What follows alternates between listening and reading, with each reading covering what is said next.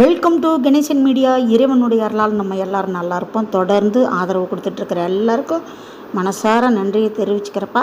வாங்க இன்றைக்கி என்ன வீடியோன்னு பார்ப்போம். சாமிக்கு நம்ம வாசனை பூக்கள் வைத்தா நல்லாயிருக்கும் அப்படின்னு எல்லாருமே ஆசைப்படுவாங்க. ஏன்னா நம்ம பூஜை பண்ணும்போது அந்த பூக்களுடைய வாசனை இறைவனுக்கு ரொம்ப பிடிக்கும். வீடு பூரா அப்படியே ஒரு சந்தோஷமாக இருக்கும். முக்கியமாக ரோஜா, மல்லிகை, அப்புறம் மறிக்கொழுந்து, தவனம்னு சொல்லுவாங்க. அதை இந்த மாதிரி நிறைய பூக்கள் இன்னும் நிறைய சொல்லலாம். ஆனால் நம்ம அந்த பூஜை முடிஞ்சதுக்கப்புறம் மறுநாள் அந்த ரோஸ் வாடிடும், அதே மாதிரி மல்லிகைப்பூ வாடிடும். இப்படி இருக்கும்போது நம்மளுக்கு கஷ்டமாக இருக்கும். செவ்வாய் வெள்ளி தான் பூக்கள் போட்டு பூஜை பண்ணுவாங்க. சில பேர் டெய்லி கூட வைப்பாங்க. நிறைய பேருக்கு இப்போ டைமே இருக்கிறதில்ல. அதனால் சாமியை மனசார வேண்டிக்கிட்டு நம்ம பூஜையை செய்யலாம். தப்பு இல்லை. மலர்கள் கிடைக்காட்டியும் நம்ம பூஜை செய்யலாம். நிறைய பேருக்கு ரொம்ப தூரத்தில் கடை இருக்கும். பூஜை செய்யணும், பிள்ளை குட்டியாக பார்க்கணும், பெரியவங்கள பார்க்கணும், வீட்டில் இருக்கிற வேலையை பார்க்கணும், வேலைக்கு போயிட்டு வரணும், நிறைய இருக்கும் வேலை. பெண்களுக்கு தான் அதிகமான வேலை. ஆண்களுக்கும் இருக்குது. இருந்தாலும் பெண்களுக்கு நிறைய கடமைகள் இருக்குது.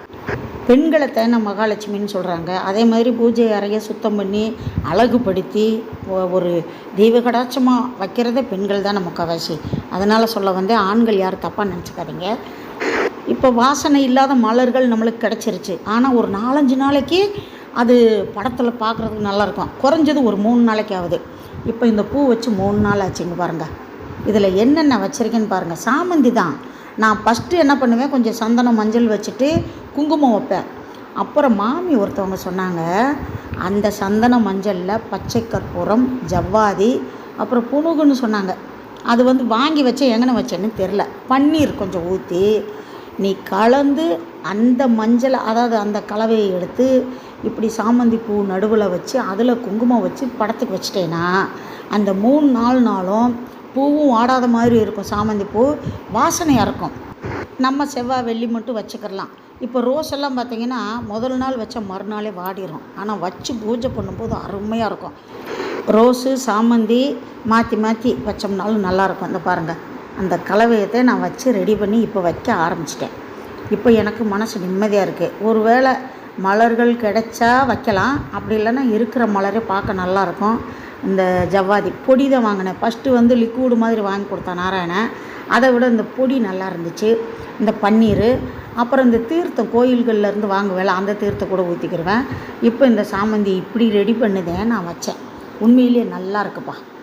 நீங்களும் இந்த மாதிரி முயற்சி பண்ணி பாருங்கள். ஏன்னா பெண்களுக்கு மன நிறைவாக பூஜை பண்ணணும்னு ஆசைப்படுவான். மலர்கள் இல்லைன்னா வருத்தமாக இருக்கும் இன்றைக்கி கிடைக்கலேன்னு. அந்த மாதிரி நேரத்தில் நம்மளுக்கு இந்த சாமந்தி வச்சோம்னு ஒரு 3 நாள் தாங்குது. இந்த வாசனையும் நல்லாயிருக்கு. கிடச்சிச்சின்னா நம்ம மாற்றி மாற்றி டெய்லி கூட வைக்கலாம், தப்பு இல்லை. ஆனால் இன்றைக்கி இருக்கிற காலகட்டத்தில் ஓடிக்கிட்டு அப்படியே அன்றாட தேவைகளுக்காகவே நிறைய உழைக்க வேண்டியது இருக்குது. இப்போ நானே இந்த தீபாவளி சமயத்தில் கொஞ்சம் துணிகள் தைக்க வேண்டியது இருந்துச்சு. அதனால் வீடியோவும் போட முடியலை. உடல்நிலையும் கொஞ்சம் பிரச்சனை இருக்குது. அதுவும் சரியாகிட்டு வருது. இது இப்போ இந்த வீடியோ இன்றைக்கி நம்ம போடணும்.